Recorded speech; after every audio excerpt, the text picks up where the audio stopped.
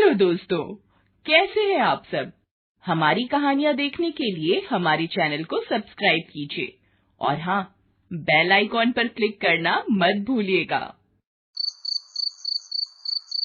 सोमदत्त पिछले 1 घंटे से सोने की कोशिश कर रहा था, लेकिन उसे नींद नहीं आ रही थी। उसने सोचा क्यों न अपनी पत्नी रीमा को कॉल कर लिया जाए। उसने एक बार घड़ी की ओर देखा। रात के 11 बज रहे थे। क्या करूं? कॉल करूं कि ना करूं? सो तो नहीं गई होगी। सोमदत्त ने रीमा को कॉल कर ही दिया। बहुत देर तक घंटी बजती रही। सोमदत्त कॉल काटने की सोच ही रहा था कि रीमा ने उसका कॉल पिक कर लिया। उसने उनींदी आवाज में कहा कि क्या हुआ, नींद नहीं आ रही क्या? अब तुम्हारे और गुड़िया के बिना नींद कहाँ आती है? गुड़िया सो गई क्या? हाँ, अभी आधे घंटे पहले सोई है। पूरा दिन शैतानी करती रहती है। तुम दोनों को बहुत मिस करता हूँ।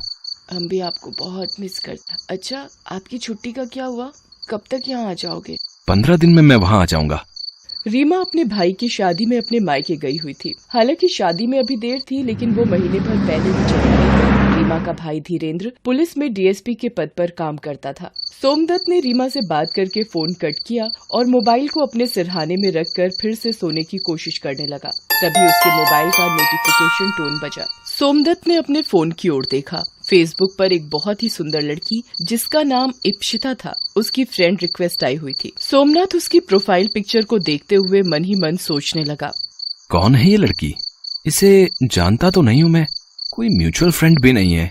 वो कुछ देर सोचता है, फिर उस लड़की का फ्रेंड रिक्वेस्ट एक्सेप्ट कर लेता है। फिर वो सो जाता है। अगले दिन जब वो ऑफिस निकलने ही वाला होता है कि उस लड़की का मैसेज उसके मैसेंजर बॉक्स में आता है, जिसमें लिखा होता है, हाय हैंडसम। एक बात और गौर करने वाली थी कि उसकी रात वाली प्रोफाइल पिक्चर भी बदली हुई थी और इस नई पिक्चर में तो वो और भी सुंदर लग रही थी।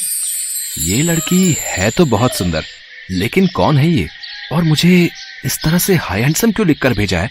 अरे शादीशुदा हूँ मैं। सोमदत्त ने उसके मैसेज का कुछ जवाब नहीं दिया और ऑफिस निकल गया।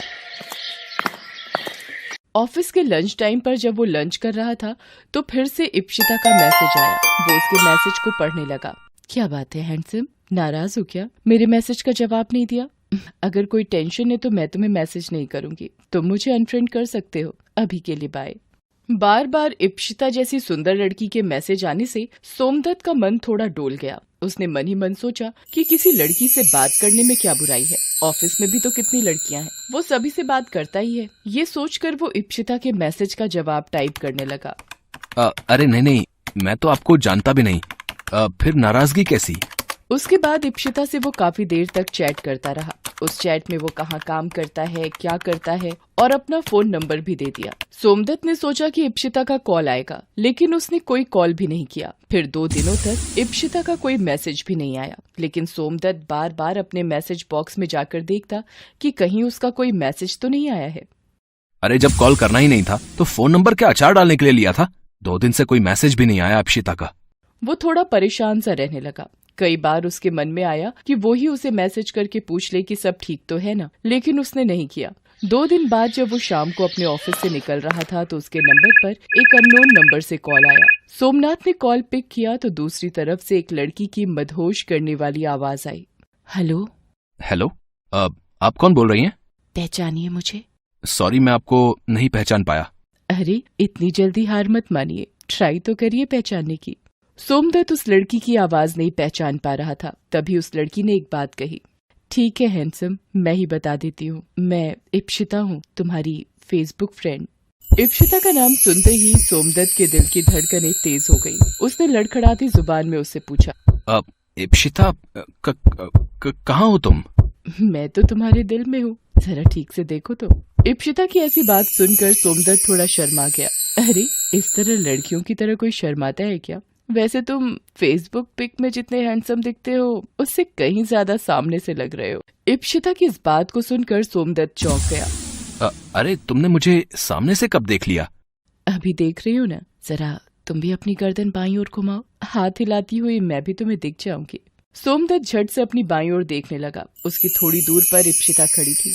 वो इतनी सुंदर थी कि सोमदत्त बिना पल के झपकाए उसे देखता रह गया। इतने में इप्शिता चलते हुए उसके पास आई और उससे कहा, क्या बात है हैंडसम, पहले कभी लड़की नहीं देखी क्या?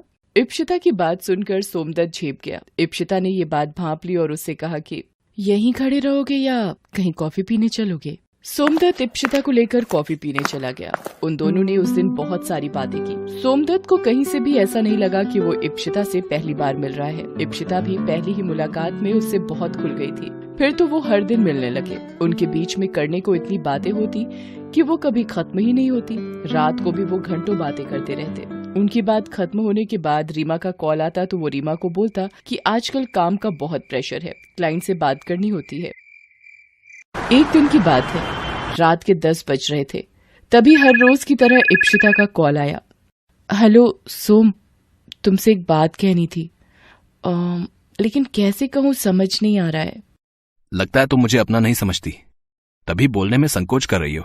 अरे नहीं नहीं सोम, तुमसे ज्यादा अपना तो मेरा कोई नहीं है। तो बोलो क्या बात है। उसके बाद इप्शिता ने सोमदत्त से कहा कि आज उसके घर में कोई नहीं है और उसे रात में अकेले में डर लग रहा है। अगर तुम इस समय आ सकते हो तो आ जाओ। सोमदत्त सोच में पड़ गया। क्या हुआ, नहीं आ सकते? अच्छा रहने दो, मैं मैनेज कर लूंगी। इप्शिता ने ये बात इस अंदाज में और थोड़ा दुखी होकर कही कि सोमदत्त तुरंत तैयार होकर उसके घर पहुंच गया। ये पहली बार था जब सोमदत्त इप्शिता के घर गया था। सोमदत्त को अपने घर देख इप्शिता बहुत खुश हो गई और उसने उसे गले लगा लिया। सोमदत्त को थोड़ा अजीब तो लगा, लेकिन उसे भी इप्शिता का गले लगाना अच्छा लगा, इसलिए उसने कुछ नहीं बोला। थैंक यू सोम, तुम नहीं आते तो पता नहीं आज की रात में अकेले कैसे काटती। अच्छा, तुम कॉफी पियोगे या तुम्हारे लिए कुछ स्पेशल लेकर आऊं? ये कहकर इप्शिता किचन में चली गई। जब वो बाहर आई तो ट्रे में 2 गिलास और ड्रिंक थे। दोनों मिलकर पीने लगे। थोड़ी देर बाद सोमदत्त का सिर भारी होने लगा और वो सो गया। अगली सुबह जब उसकी नींद खुली, सोमदत्त का सिर अब भी भारी लग रहा था। तभी उसकी नजर इप्शिता पर गई, जो लगातार रोई जा रही थी। सोमदत्त ने उससे रोने का कारण पूछा। जब इप्शिता ने कारण बताया तो सोमदत्त का सिर घूम गया। वो थोड़ी देर वहां रुककर अपने घर निकल गया। आज उसका मन किसी काम में नहीं लग रहा था। वो ऑफिस भी नहीं गया। तभी उसके मोबाइल फोन के मैसेंजर में नोटिफिकेशन आया। उसने अनमने ढंग से फोन उठाया। उसके बाद उसने फोन में जो देखा उसे देखकर वो पसीने पसीने हो गया। उसमें उसकी और इप्शिता की कई सारी तस्वीरें थीं। उन तस्वीरों को देख उसका सिर चकराने लगा। वो इप्शिता को कॉल करने ही वाला था कि किसी अनजाने नंबर से उसके पास कॉल आया। कैसी लगी ये तस्वीरें? अगर ये तस्वीरें तुम्हारी बीवी को भेज दूं तो? कौन बोल रहा है? तुम आम खाओ, गुठली मत गिनो। अगर चाहते हो कि ये तस्वीरें तुम्हारी बीवी तक ना पहुंचे तो 1 लाख रुपए तुरंत इस अकाउंट में डालो। 1 लाख? ये तो पहली किश्त है बंधु, और इज्जत बचाने के लिए ये तो कुछ भी नहीं। सोमदत्त बहुत डर गया। उसने डरते डरते इप्शिता को कॉल किया तो इप्शिता ने बोला कि सोम, पता नहीं वो कौन है, लेकिन जो भी है बहुत बदमाश है। उसने मुझे भी कॉल किया और मुझसे भी पैसे मांगे हैं। सोम, पैसे का क्या है, आएगा और चला जाएगा, लेकिन एक बार इज्जत चली गई तो सब खत्म हो जाएगा। सोमदत्त ने 1 लाख रुपए उस आदमी को दे दिए। 1 सप्ताह बाद फिर उससे 30,000 रुपए मांगे गए। 2 दिन बाद फिर से 50,000। सोमदत्त परेशान हो गया। इस बीच उसके साले की शादी की डेट नजदीक आ गई। वो जाना तो नहीं चाहता था, लेकिन रीमा ने उसे जबरदस्ती बुलाया। सोमदत्त वहां भी बहुत परेशान रहता था। रीमा को आखिर समझ नहीं आ रहा था कि उसके पति को क्या हो गया है। सारा दिन वो कुछ न कुछ सोचता रहता। रीमा ने एक बात और नोटिस की थी कि सोमदत्त अपने फोन को 1 मिनट भी अपने से अलग नहीं होने देता। कुछ तो बात जरूर है, ये हमेशा फोन को खुद से चिपकाए हुए क्यों घूमते हैं। एक दिन रीमा ने सोमदत्त को उस ब्लैकमेलर से बात करते हुए सुन लिया। उसे सारी बातें पता लग गई। उसे सोमदत्त पर बहुत गुस्सा आया, लेकिन ये समय उस पर गुस्सा करने का नहीं, उसका साथ देने का था, क्योंकि वो देख रही थी कि उसका पति कितना परेशान है। ये इप्शिता कौन है? इप्शिता? कौन इप्शिता? सोम, झूठ मत बोलिए, मुझे सब पता लग गया है। बस आप सब कुछ सच सच बता दीजिए। रीमा की बात सुनकर सोमदत्त फूट फूट कर रोने लगा और उसे सारी बातें बताई। रीमा ने अपने डीएसपी भाई धीरेन्द्र से सारी बात बताई। आप लोग बिल्कुल चिंता मत करिए, ये ब्लैकमेल करने वाले का गिरोह है जो आजकल इस ढंग से लोगों को फांसता है। और जानते हैं जीजा जी, वो इप्शिता भी उसी गिरोह की सदस्य है। धीरेन्द्र की बात सुनकर सोमदत्त शॉक्ड रह गया। हालांकि उसे भी कभी कभी उस पर शक तो होता था, लेकिन उसने अपनी बातों के जाल में सोमदत्त को इस तरह से फंसा रखा था कि उसे लगता था कि वो बहुत ही सीधी साधी लड़की है। धीरेन्द्र ने उन्हें पकड़ने के लिए जाल बिछाया। जल्द ही इप्शिता अपने गिरोह के और सदस्यों के साथ पकड़ी गई। सोमदत्त बार बार रीमा से अपने किए की माफी मांगता। रीमा बार बार उससे कहती कि मैंने आपको माफ कर दिया है। पति पत्नी का रिश्ता विश्वास पर टिका होता है, इसे कभी न टूटने दें। हेलो दोस्तों, कैसे हैं आप सब? हमारी कहानियां देखने के लिए हमारे चैनल को सब्सक्राइब कीजिए और हाँ, बेल आइकॉन पर क्लिक करना मत भूलिएगा।